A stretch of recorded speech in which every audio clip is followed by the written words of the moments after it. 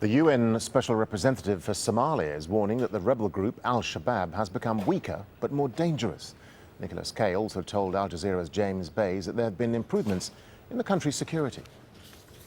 In Somalia, this is still a time of progress, and significant progress in the last few weeks. Militarily, the African Union forces and the Somali National Army are making great progress against al-Shabab, retaking 11 towns across the country. Most significant advance since 2007. At the same time, though, we've seen 2 Somali MPs killed in just the last few days. Absolutely. Al-Shabab are under pressure and they are resorting to asymmetric terrorist tactics, and I'm afraid we may see this continuing for some time. Yet those sort of tactics require less troops. In some ways, they can be more dangerous to you, can't they? Yeah, I often think of Al-Shabab really now as much weaker but more dangerous. In terms of who's fighting for al-Shabab, is this the same people? Because I hear reports that perhaps there are more foreign fighters. We've certainly seen quite sophisticated attacks. Are you seeing signatures perhaps of foreign fighters?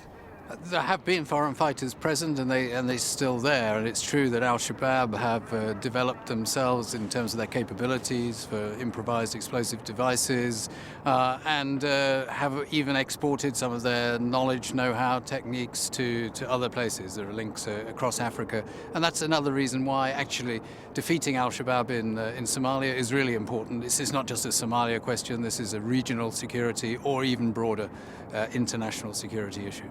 The problem with fighting al-Shabab, as it's now evolved into this organisation carrying out guerrilla-type attacks, is that for that you need good intelligence, good police forces, the sort of thing you really don't have in Somalia.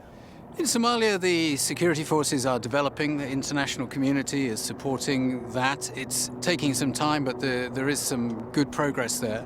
I would say that it needs more support and more resources. I don't think we've reached critical mass or momentum, really, in terms of building the Somali National Security Forces. But more than anything, I think for al-Shabab, really, the political progress and the economic progress in the country are just as important, possibly more important than the military. You have a national government, but that national government really isn't able to operate in large parts of the country. Is that true? Increasingly, it is present in larger and larger parts of the country. As I say, in the last few weeks, 11 towns across a vast area in Somalia are now under government control. The challenge now is to make sure that the people in those towns benefit from being under government control, and that they start to see an everyday improvement in their lives. Still an unelected government. I know the aim is to have elections, but of course the security situation makes that a big challenge.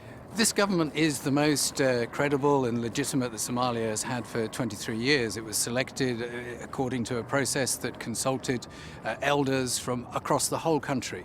Yes, it's not a directly elected government, but that's the aim now, and that is really, by 2016, what Somalis are intending to have, elections across the whole of Somalia. 2 years away from now, do you think it can be done, elections in that period?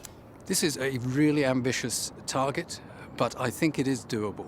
Until now, it's doable. We will keep on checking that, reality checking it as we go on. It will need international support, sustained international attention, a certain amount of resources as well, but it is doable.